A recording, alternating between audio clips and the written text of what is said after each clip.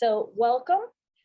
Javacia Harris-Bowser is an award-winning freelance journalist, essayist, blogger, and entrepreneur based in Birmingham, Alabama, and the founder of C. Jane Write, a website and community for women who write and blog. A proud graduate of the journalism programs at the University of Alabama and the University of California at Berkeley, Bowser has written for a number of local and national media outlets, including USA Today, HerMoney.com, Good Grit Magazine, Birmingham Magazine, the Birmingham Times, B Metro Magazine, and Birmingham's NPR affiliate WBHM 90.3 FM. Before becoming what she calls a full-time writerpreneur, Javacia taught English at the Alabama School of Fine Arts. Javacia is a breast cancer survivor currently working on a collection of essays about how she used writing to cope with cancer and everything life has thrown her way. With that being said, welcome, Javacia. Thank you, and take it away. All right. Hello. Welcome, everyone. I see lots of familiar names and faces. So many women from the C. Jane Write community, which makes me so happy. So I'm so glad you were here. Some of the things that I'm saying tonight, some of you have probably heard before. So, and Charlene, I'm actually going to be offering a tip that I got from you tonight. So a little shout out to you. So I do have slides because, as Haley mentioned, I was a teacher, so I like slides and teachery things like that. So I am going to go on and hop into that, and there will be a Q&A portion at the end.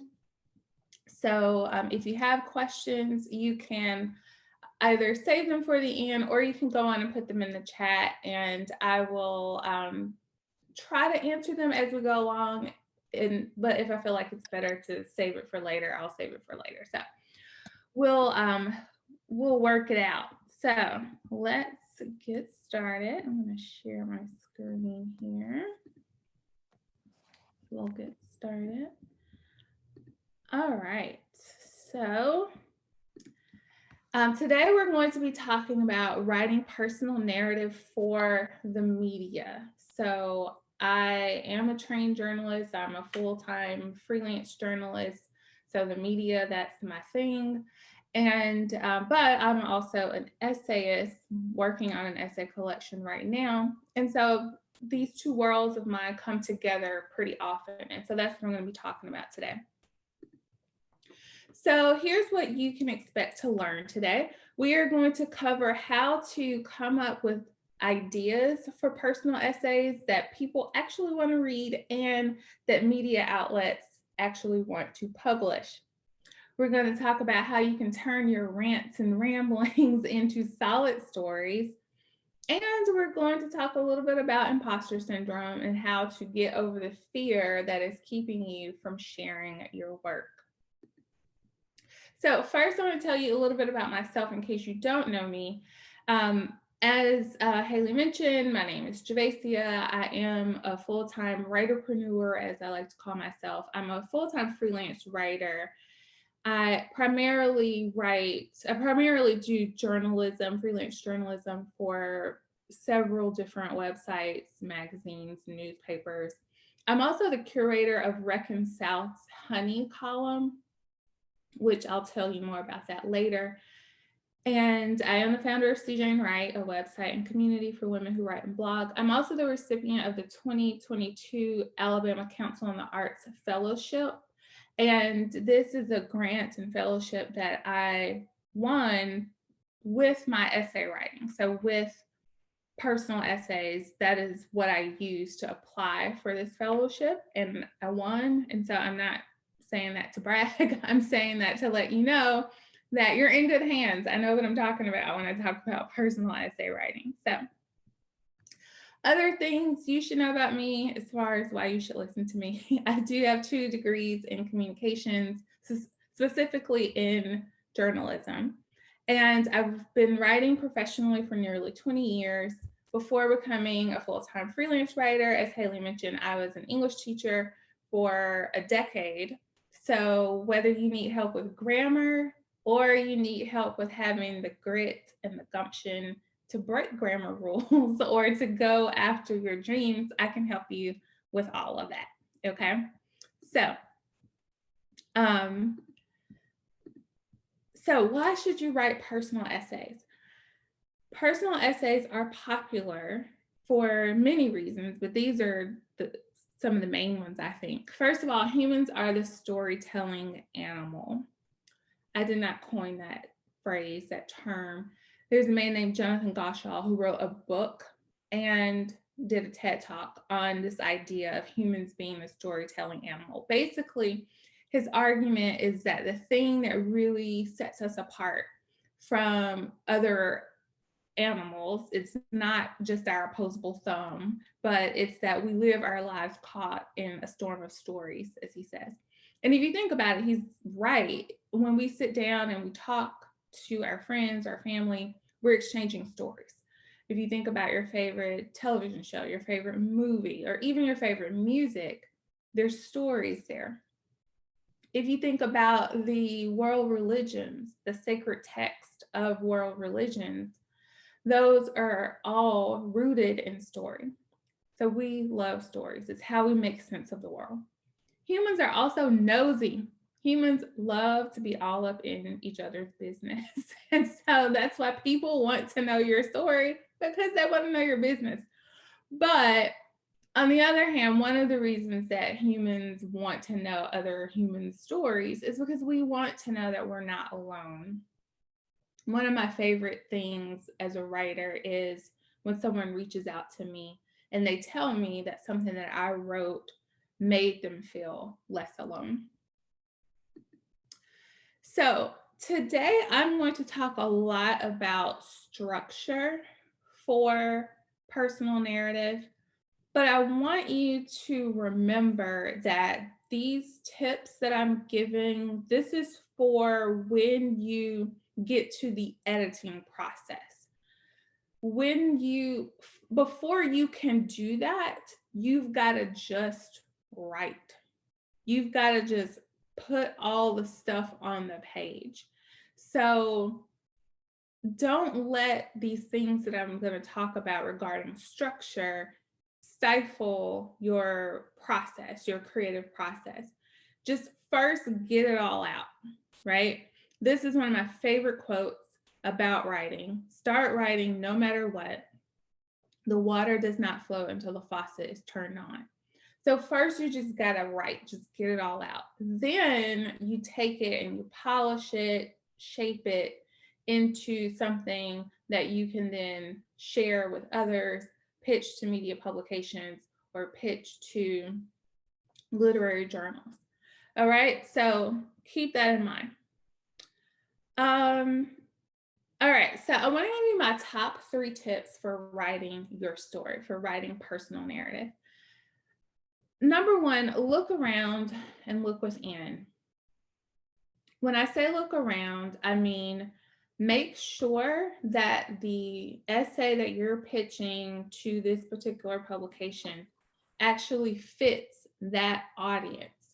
You need to have the audience in mind when you're pitching, okay? You need to be mindful of that audiences, where they are in their lives. I'll give you an example. I am currently serving as the guest editor of an upcoming issue of Wildfire magazine. Wildfire is a magazine that is specifically for women who were diagnosed with breast cancer under the age of 45. As Haley mentioned, I'm a breast cancer survivor. So as I've been recruiting folks to write pieces for this publication, sometimes people will write a piece, they'll submit a piece where the big reveal of the essay is that they were diagnosed with cancer. Well, that's not going to work in a publication that's about cancer, because of course you were diagnosed with cancer, because otherwise this essay wouldn't be here in this publication in the first place, right? But an essay where the big reveal is that you were diagnosed with cancer might work in another publication, but it's not going to work in this one. So you need to make sure you're being very mindful of the publication you're submitting to. look within. You need to think about your transformation. Transformation, people who are in the CJ Wright community hear me talk about this all the time. So they're probably tired of hearing me say this, but your personal essay has to have a transformation, even if it's a small one, but it has to have a transformation, because otherwise, what's the point, right? Why are we reading this if there's no change, if there's no shift? So look within and think about the different transformations that you've had within your life. And that's where you can draw story ideas for these personal narratives.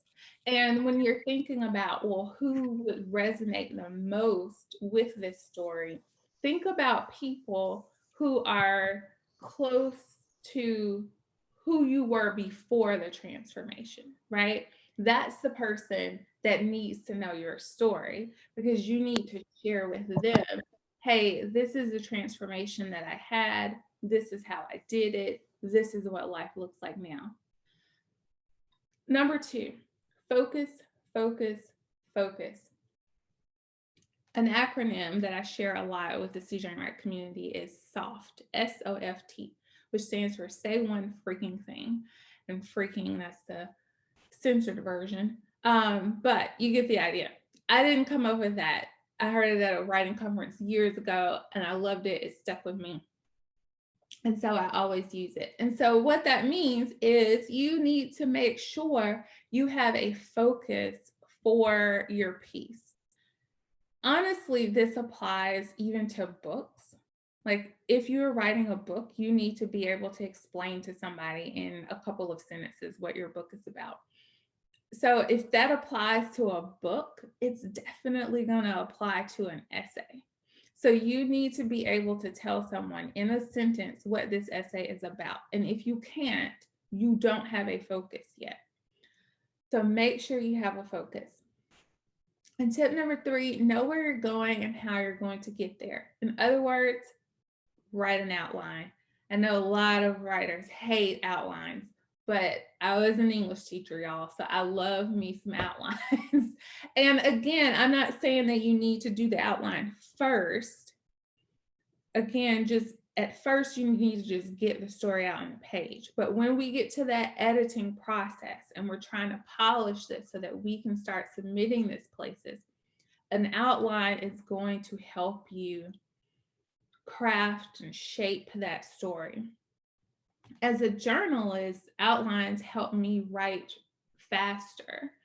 But even if you're not doing the kind of journalism that I do, an outline can still be very helpful because it helps you focus that piece. Because once you know your number 2, know your focus, right? And then you use that to craft that outline, and it can help you edit out the things that aren't really necessary. So how do you structure a personal narrative? Obviously, there are lots of different ways to do it, but I'm going to share with you one of the simplest ways to structure a personal narrative. Again, we're going to start with the transformation, right? So start with why. Why did you need a transformation? You need to convey this with a hook.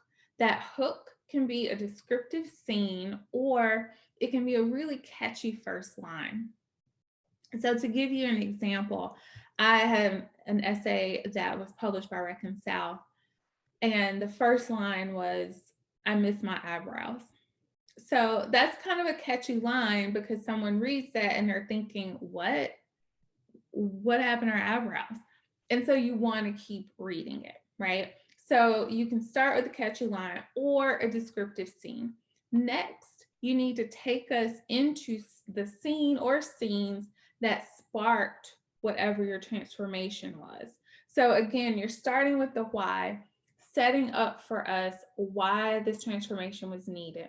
Then we've got to go into the actual transformation. Include sensory details and descriptions because that's going to pull the reader into the moment.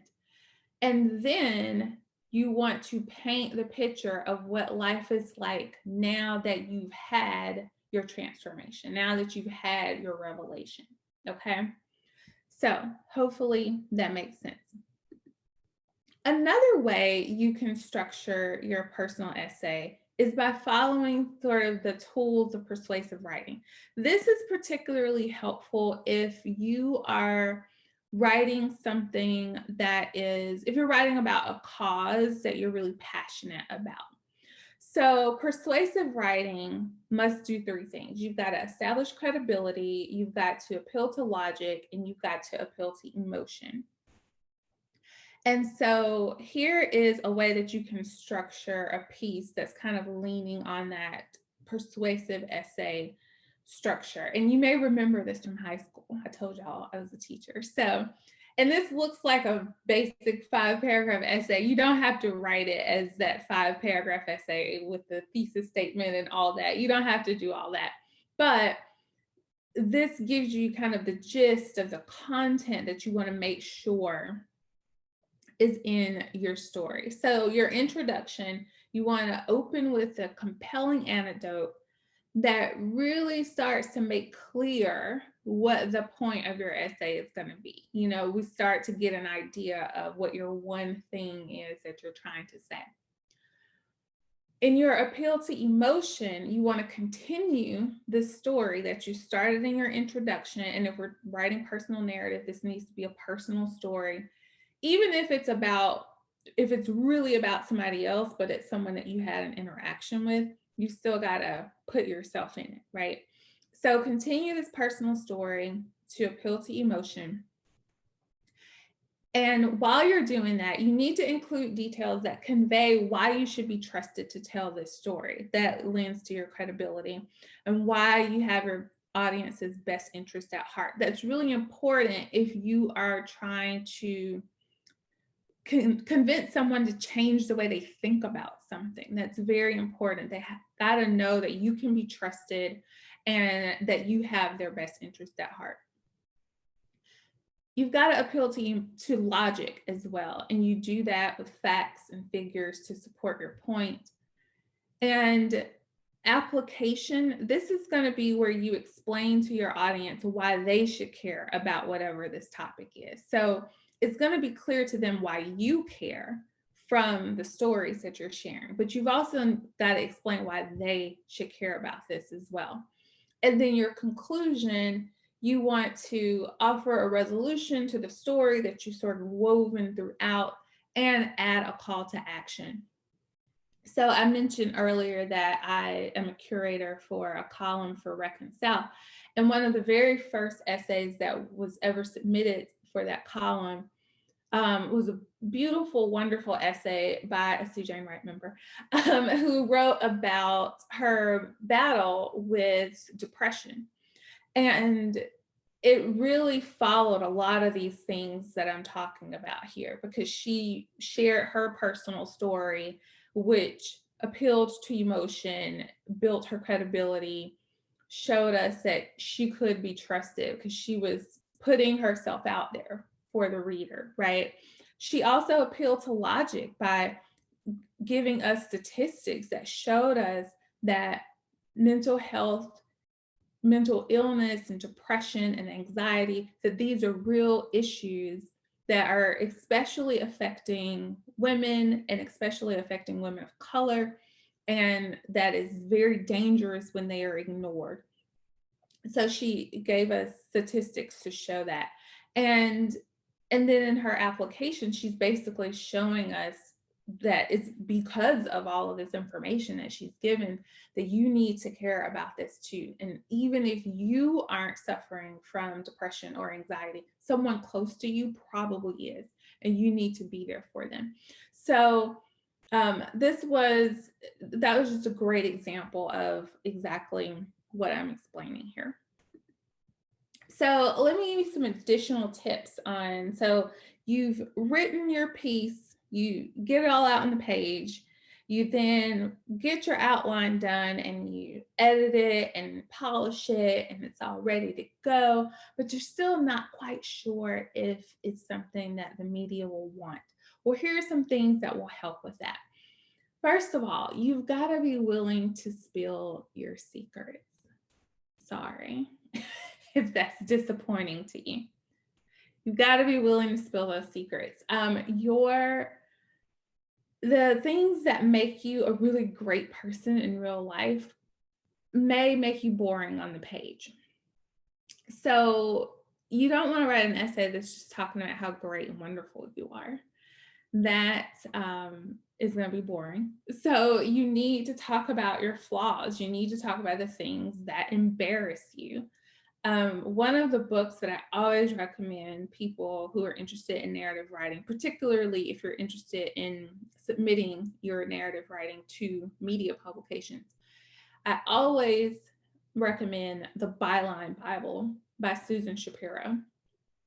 And she's a writer and teacher, coach, professor, all that. And one of the things that she does with her students is she makes them write what she calls a humiliation essay. So you have to write about that thing that embarrasses you more than anything else.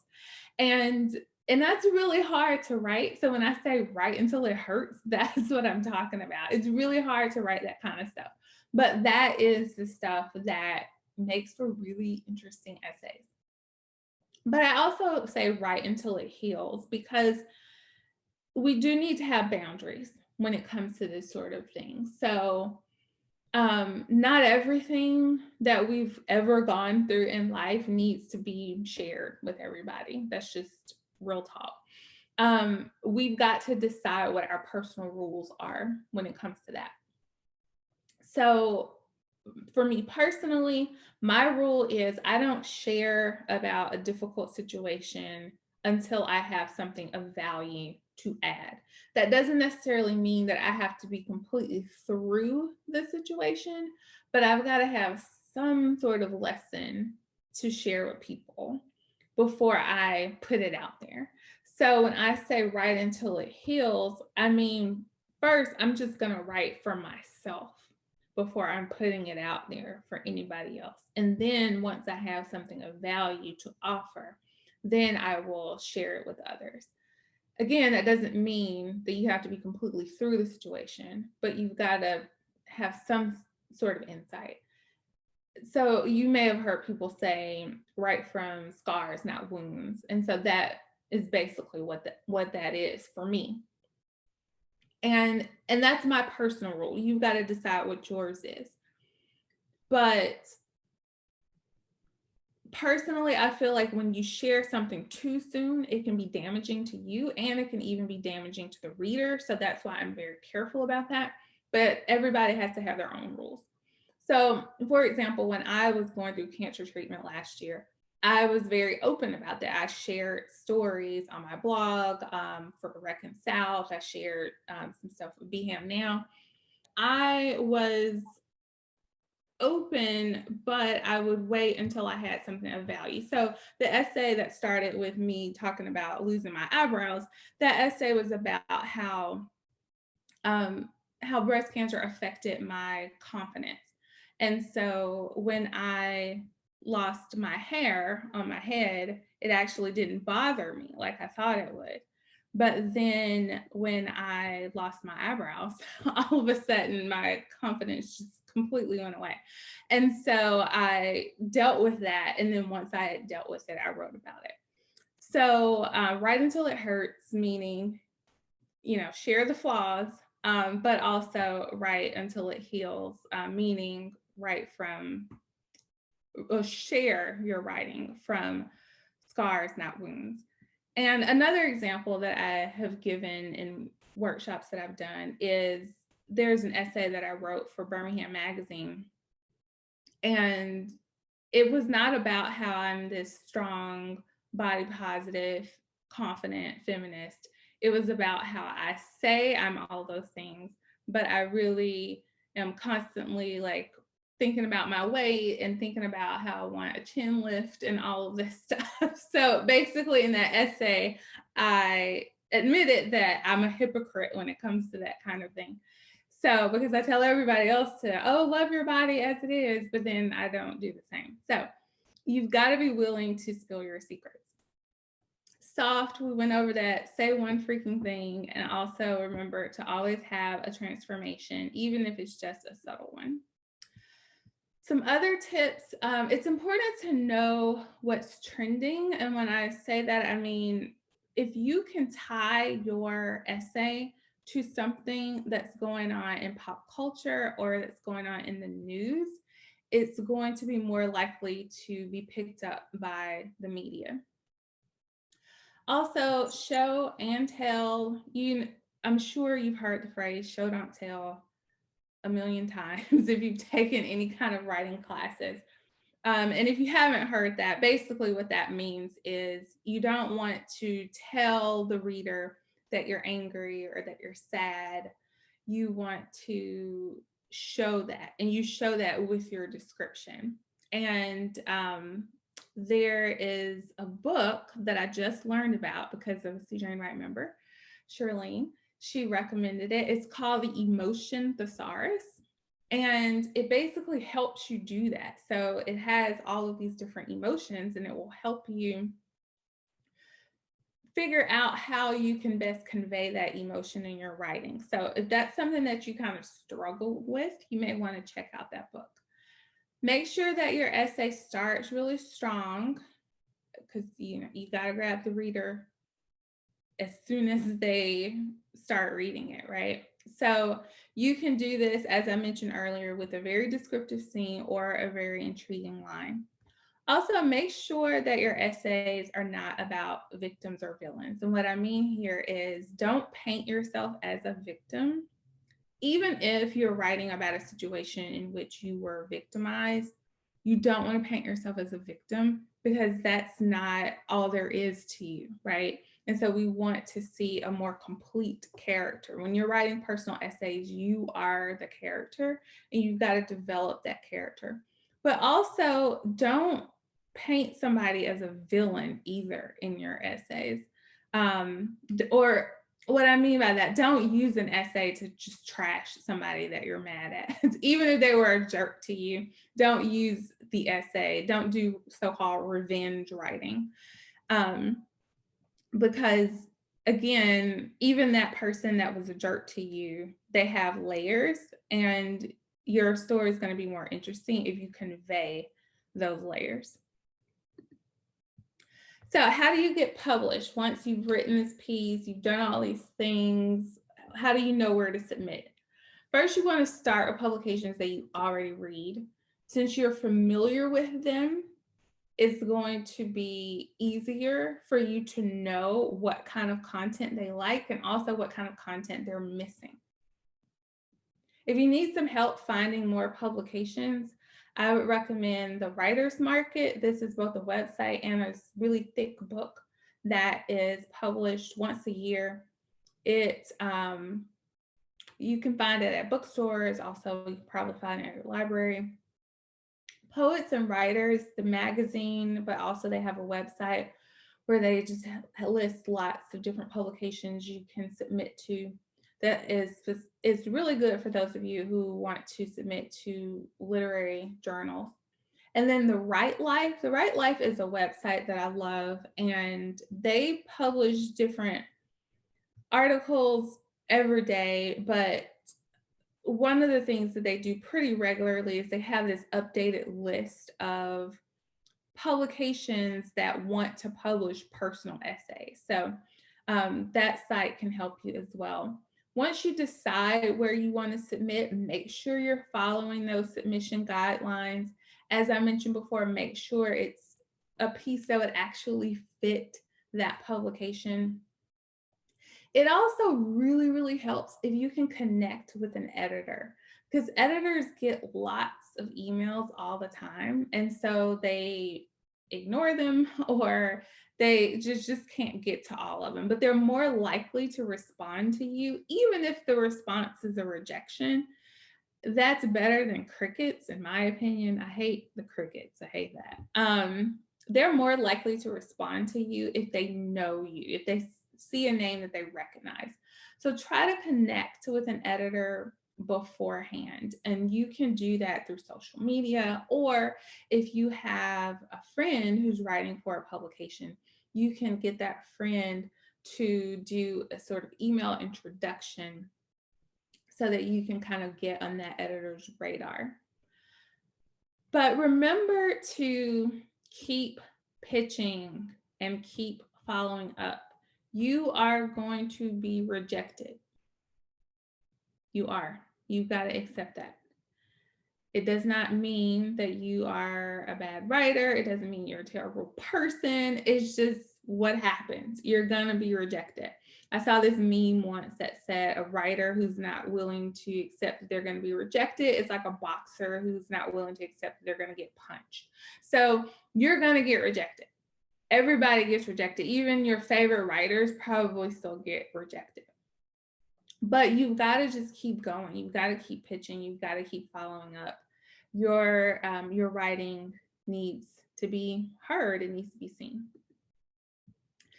So speaking of pitching and connecting with an editor, so I mentioned that I curate the Honey column, formerly known as the Reckon Women column, for Reckon South. And this column focuses specifically on elevating the voices of women and queer identifying people from the South or with ties to the South. So whether you live in the South now or you used to live in the South. And so we're really looking for pieces that delve into topics that we've been told to be quiet about. So if you have a piece, I would love for you to send it to me. And it can be rough. I will help you polish it. That's one benefit of submitting to Honey. A lot of editors are not going to help you do that, but I will help you polish this up. So if you have a piece, send it my way. And we do give you some coins for it as well. So, so that's always helpful too. Let's talk about imposter syndrome, because all writers face this, but I think it's particularly an issue when we're talking about personal narrative, because you feel like your life is too boring to write about. It's not. Stop thinking that. As I said, humans are nosy. They're all up in your business. They want to know. They do care. So your life is not too boring to write about, but you just got to dig and get to that good stuff, like I was talking about earlier, which is oftentimes the stuff that we don't want to share. Feel the fear and write it anyway. So it's going to feel scary. That's not a sign that it's wrong just because it feels scary. That's not a sign that it's wrong. Your inner critic. Let's talk about that for a minute, because we all have that inner voice that's telling us that we shouldn't write this story, don't pitch this story, don't share this story. And sometimes we try to silence our inner critic, and that never works because the inner critic is loud. And there's a book that I read called The Road Back to You. It's actually a book about Enneagram, not about writing, but I'm an Enneagram 1.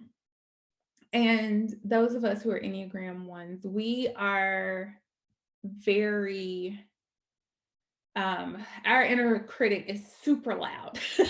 So in the book, it talks about how you need to, instead of trying to just silence your inner critic, that you need to become friends with your inner critic.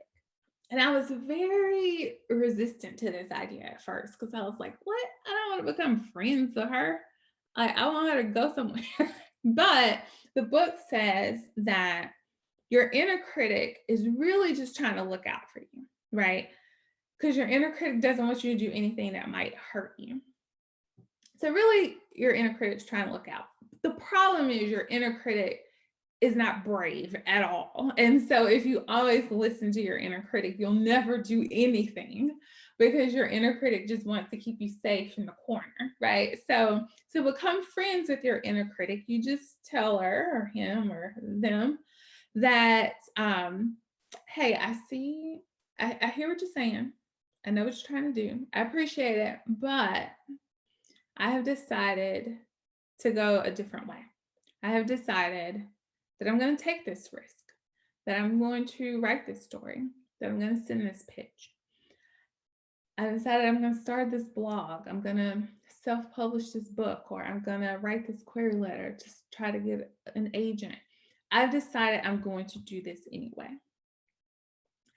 And one of the things that really motivates me to share my story is thinking about the person who could be changed because of my story. I initially was not planning to talk about having breast cancer. I was going to try to hide it some kind of way.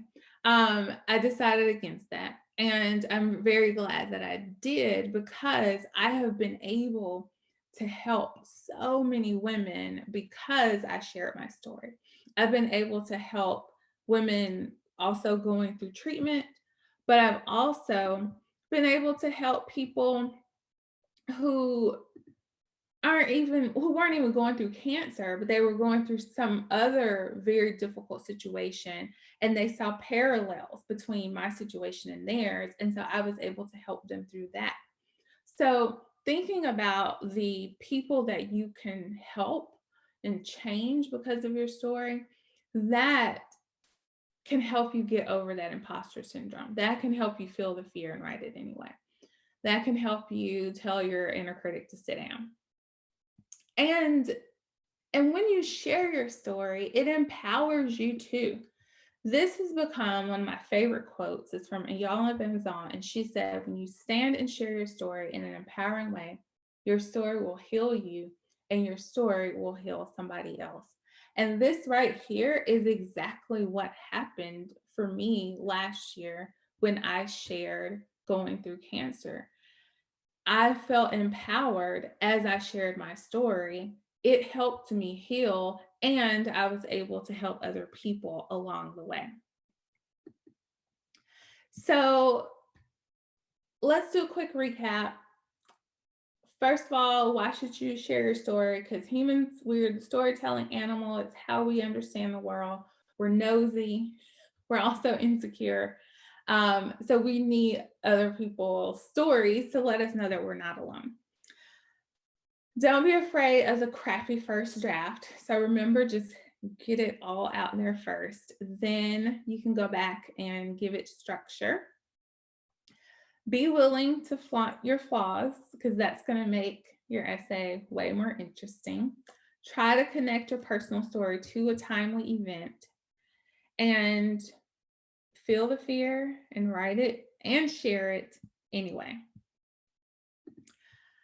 If you are looking for a writing community, many of you are already a part of the CJ Write community, but if you are not, you can join our free Facebook group, the CJ Write Network, at bit.ly/SJW Network, or you can just go to Facebook and type and search for CJ Write Network, and it should come up. We also have a paid membership program called the CJ Write Collective, and enrollment for the collective is officially closed right now. However, because you're a part of the Spark community, if you want to join the collective, send me an email. My email address is there, javacia@cjwritebeham.com. Send me an email and I will get you hooked up with the collective before enrollment reopens. So now, if you are looking for coins, meaning if you are looking for making a living as a writer, doing the kind of writing that I do, which is freelancing, I'm hosting a masterclass on Sunday, August 8th at 6 Central Time. And I'm going to explain exactly how I set myself up to be able to become a full-time freelance writer. So the link, you can see it there, so you can screenshot it if you like, but I'll also share it in the chat box while we're having our Q&A time. But you can check that out if you're interested in that. I want to give you some writing prompts. I want to help you, get some ideas going for a personal essay. So screenshot this or take a picture of your cell phone, whatever you need to do. So these are prompts that I've used in different workshops that I've done. And also these are prompts that have led to essays that, like, I've written essays based on some of these prompts, and those essays have been published. And also women that I've worked with, either in a group setting or a one-on-one, have written essays based on some of these prompts that have been published. So What is the story of your name? And when I say that, I don't just mean like my mama named me this because of that. That could be the story, or the story could be, this is why I like my name, or this is why I hate my name, or here's an example of how people make assumptions about me because of my name, or people treat me a certain way because of my name, or nobody can pronounce my name, which is part of my story. So, what's the story of your name? Another prompt: when you were growing up, what made you different? If you had to write a humiliation essay for Susan Shapiro's class, what would you write about? What embarrasses you more than anything? What makes you angry? And what are you doing about it? This is a prompt that can really help you if you want to do that persuasive essay type personal narrative that I talked about earlier. What negative messages have you carried in your mind and your body? Who spoke them? Where did those messages come from? Maybe they came from you, came from that inner critic we talked about. How do you feel about those messages and the messengers now? And then what is the truth? And then can you remember a time in your life when you felt stagnant or like something was missing? And what did you do about it? So this will really help with that sort of finding that transformation that I was talking about earlier. All right, here's my contact info again. You can go to the C.J. Enright website at cjenwrightbham.com. You can email me at javacia@cjenwrightbham.com. And I would share it with you how to connect with our Facebook community, but I'm also always on Instagram, so you can follow me there as well. All right, so let's get into some Q&A. Hopefully I'm still here. Am I still here? It's okay. You are indeed. So we had a question earlier in the chat from Allison. Can you talk about how you approach reading/research? Since you are talking about personal essay, I'm wondering when and where you dive into the background research for context, etc., or whether that's even useful. That's a great question, Allison. And yes, I do think it can be useful. It depends on what you're writing about, but it's almost always useful to do research. And I would do that after you've written the first crappy draft, right? Because again, you want to just get it all on paper. And then what you want to think about is, so you're talking about your personal situation, but then you want to ask yourself, is this actually bigger than me? Because the answer is yes, it's bigger than you. It's something that other people are probably experiencing as well. And so you need to then do some research to back that up, to show that that this is happening to a lot of people, and therefore something needs to be done about it. Like the example I gave you about the essay that was on mental illness. Also, I recently helped a woman write and publish an essay about how she'd been going through terrible pain, and she'd been to doctor after doctor after doctor trying to get help, and they basically were ignoring her pretty much, basically saying, oh, you're fine, whatever, you're fine. And she started to feel like it was happening because she's Black. And so she did research to see, like, hey, are there other stories of this? And yes, there are tons and tons and tons of stories of this.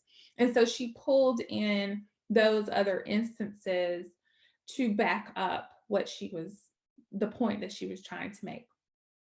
So yes, research is helpful. Your question is always going to be, is this bigger than me? The answer is yes. So then you need to find information that shows that this is happening to other folks as well. Okay, thank you. Someone asked for my email address and Carla put it there. Thank you so much, Carla. Yes, she did eventually get help. She did. But it took a long time. And when I say a long time, I mean over a year. Yeah. Yes. So Carla says, can you tell us more about writing for Honey? Yes. So Honey is a column that runs on ReckonSouth.com. Reckon South is an online publication that's about sort of the progressive side of the South. And we are, like I said, looking for the writers we're looking for women and also queer identifying people with ties to the South. So either you live in the South now or you used to live in the South or whatever, some kind of tie to the South, right? And really, and the options are endless, really. You can write about almost anything, but like I said, we wanted it to be on those topics that you've been kind of told that you don't talk about, shh, we don't talk about that, right? Like those are the topics that we want you to write about. So send me your ideas. If you have a bunch of ideas and you're not sure which one you should work on, you can send me that. If you want to send me a rough piece, you can send me that.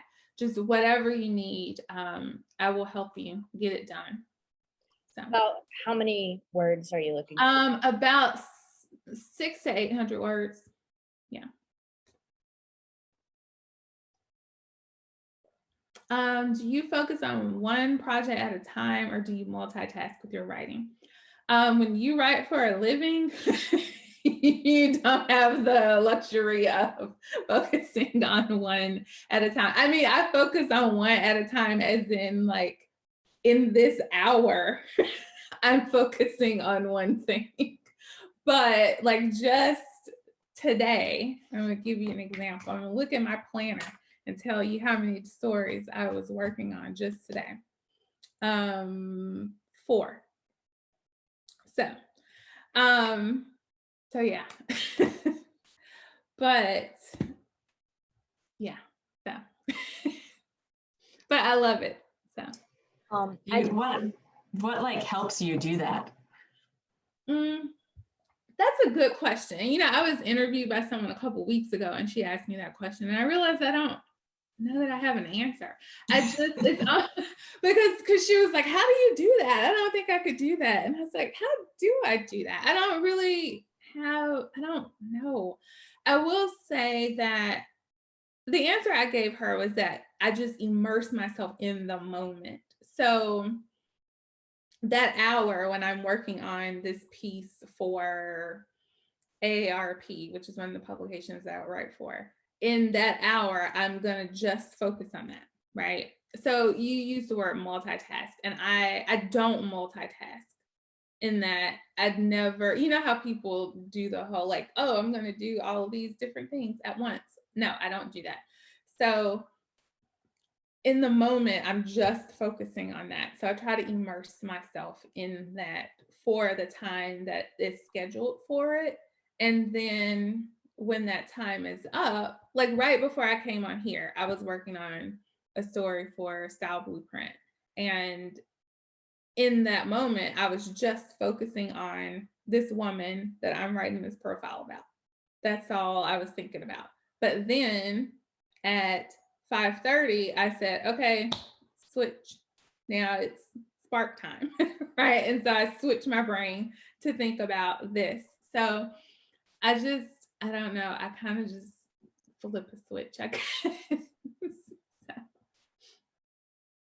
I had a question about as far as when you come up with an idea for a story, do you start scouting places to publish it and then sort of write to those submission guidelines, or do you write the story first and then kind of look around and decide where you want to pitch it from that point? So if we're talking about personal essays are something that I usually would just write first because it's something that I wanted to write anyway. So yeah, I might write that first and then kind of change it and shape it based on the publication that I'm pitching it to. So that's what I would do for personal essays. The other kind of writing that I do, the more reported writing where I'm like interviewing folks, that I always just pitch the idea first. I'm never going to start writing that story first. So Carla says that sounds like a good masterclass question. Let's see. Allison says, what do you like about running a writing group and a website as opposed to just doing your own work? That's a great question. Allison, you asked great questions. So I love writing. I love having a writing community because I feel like writing just would not be as much fun without it. First of all, I'm an extrovert, which is odd for writers. Most writers are introverts. I am not. I'm an extrovert. I need other people. I need the energy of other people. And so creating a group is kind of my way of having people around, even if it's virtually, so that I get that energy.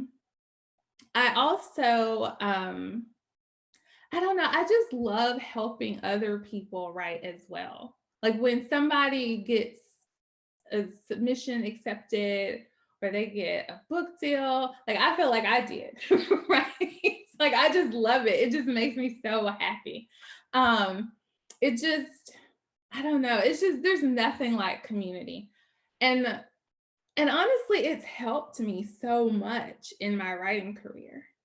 You know, last year, I did very well as a freelance writer in a pandemic while going through cancer treatment.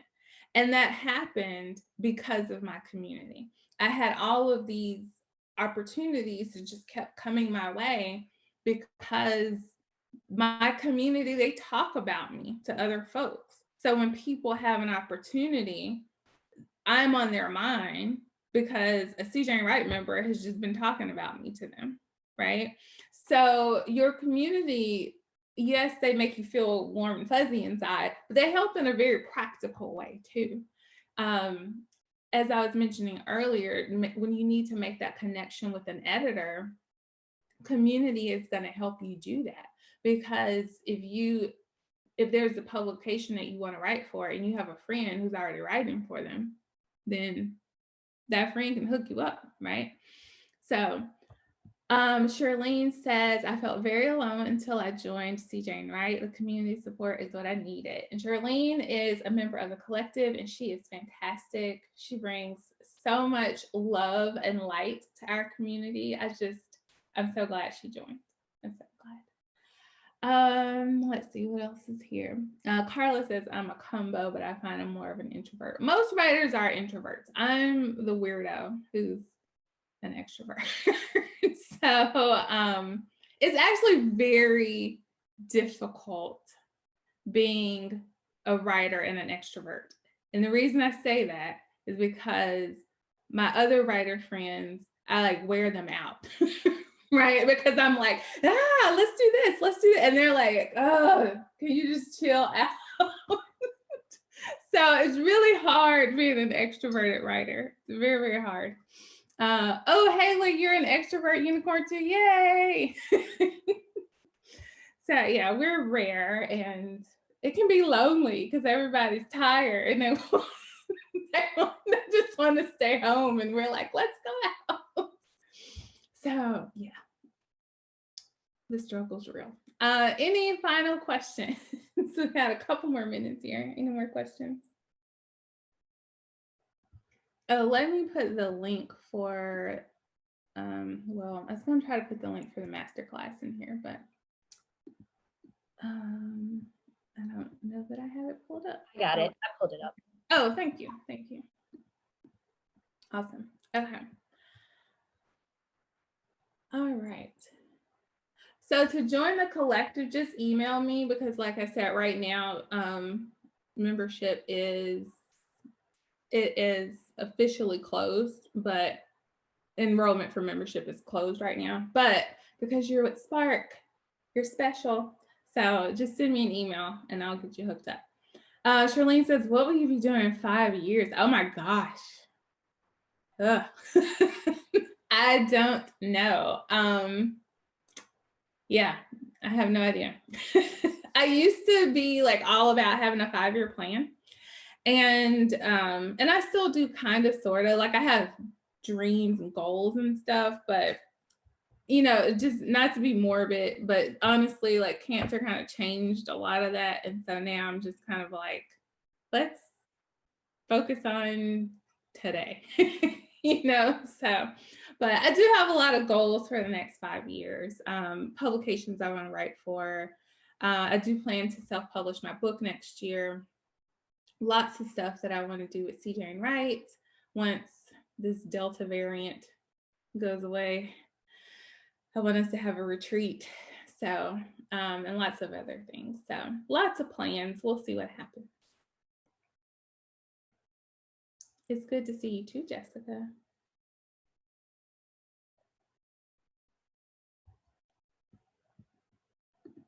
All right, any final questions? I'm gonna go watch the Olympics. Thank you all so much for showing up tonight. I really appreciate it. Right, and thank you to you, Javacia, for coming out to talk to us. So I appreciate that everyone came out tonight, and thank you for your good, wise words and the encouragement. It's absolutely appreciated.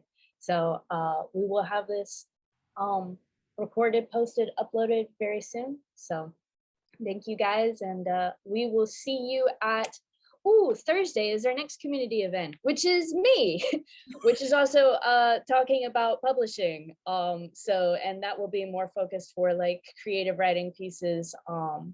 So not necessarily personal narrative, but more like fiction and poetry. So but thank you so much for joining us tonight, and I will see you guys later. Bye, everyone. Bye.